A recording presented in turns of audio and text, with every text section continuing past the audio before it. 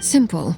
Because I am an inheritor of the royal bloodline of the Crimson Moon, and one of the last surviving embers of the Two Worlds' flames. Huh? Are you serious? Isn't you're a descendant of that Crimson Moon Dynasty we were just talking about? The one from ancient Khaenri'ah? Your surprise is understandable. I was also taken aback when I first learned of it. But the more I thought about it, the more I realized the signs had been there all along. When I was young, I discovered I could wield a very special kind of fire. It coursed like blood through my veins and smoldered away inside my nerves. What's more, whenever I experienced strong bursts of emotion or drew too deeply on this power, it was like some kind of presence within the fire would begin to gnaw away at me, consuming me from the inside out.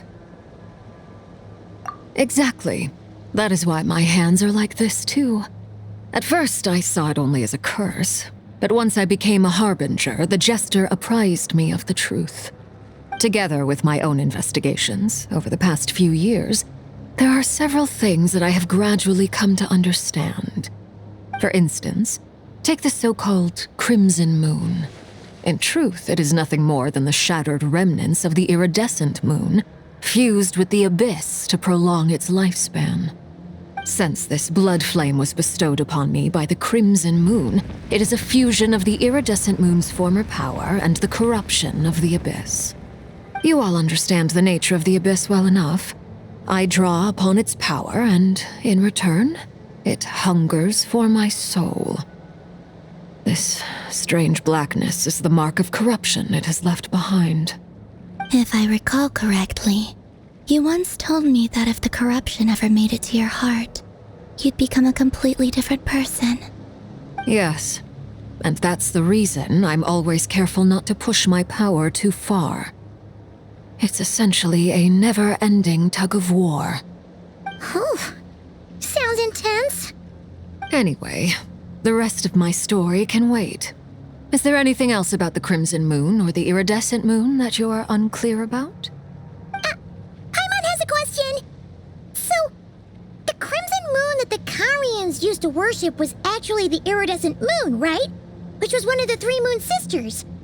Does that mean that the Khaenri'ahs were to the Crimson Moon as the Frost Moon Scions are to the Frost Moon? So much of that history has been lost. We have no way of knowing exactly what they were like. But I would suspect that the Khaenri'ahs weren't as devout in their moon worship as it might appear. The iridescent moon's remains simply served as their link to the abyss. Later on, perhaps someone discovered a way to make direct contact with the abyss. Or maybe there was some kind of ideological divide. Either way, a dissenting faction staged a coup and drove out the royal heirs of the Crimson Moon Dynasty. Still, even with the dark sun looming high overhead, the Crimson Moon's glow never truly faded. If you want living proof, it's standing right before you. The first time we met, I sensed something familiar in your presence. When I looked at you, I felt I could see that mysterious red moon in the corner of my eye. In your flames, I saw its broken image, surrounded by a strange black aura. Well, I appreciate that you kept it to yourself. Much about the Crimson Moon is still a mystery, and I'd prefer not to end up as the object of an insane research project. Anyway, time is against us here, so if there's any other questions, they'll have to wait. I just want to make sure I've got one thing straight. In her letters, Sandrone mentioned that since you are unable to contain the iridescent moon's marrow yourself, you intend to leave it in my custody. Correct? That's right. For now, it's the only way I can pay you back for your help. The iridescent moon is already part of who you are, so with its marrow in your possession, you'll be even more powerful than before. Deal. Then let's get started. Get what started? What does this place have to do with the Crimson Moon?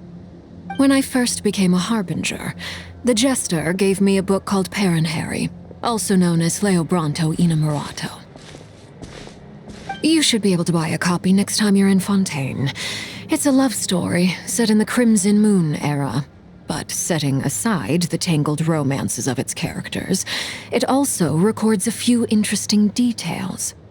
In the Crimson Moon era, or so the story goes, there was an orphanage that received children from beyond the bounds of this world, and subjected them to a peculiar induction ceremony. Beyond the bounds of this world? For real? And what kind of induction ceremony? The Crimson Moon sages looked beyond this world for beings with powers that surpassed the gods. But fearing they might lose control, they subjected these children to a process of refinement. They made these children crawl up a fireplace and kept asking them, "Have you died? Did you see it?" Until they finally admitted to having died and seen a crimson moon. The adults embraced the children who passed the ritual, telling them, "Within the fireplace, you have traversed the flames between two worlds. Here and now, you are born anew." The book leaves much unsaid, but I suspect that this was their way of branding the children they had enrolled, leaving an indelible mark upon them so that they would forever live in the Crimson Moon's light.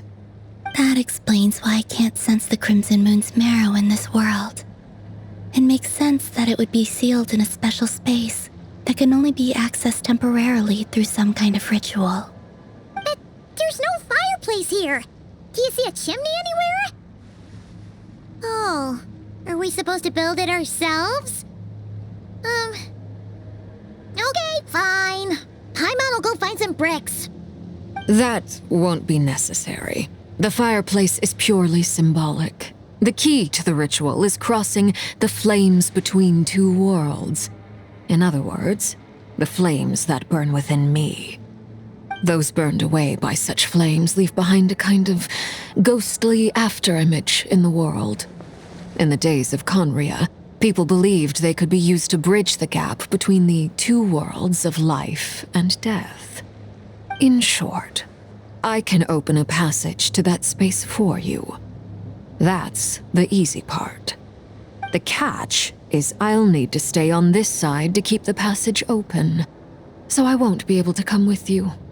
Once you're inside, you'll have to find your own way. Very well. Then I'll open it up. Traveler, spare me a little more moonlight if you would. I may need it.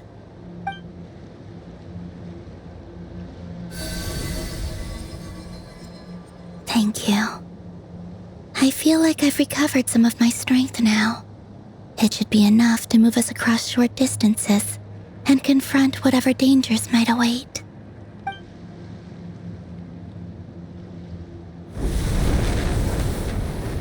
Mistress of the seven hues of ages past, great mother of the present, crimson-clad sovereign of the two realms, by fire severed, by fire renewed, I offer myself now and beseech your descent.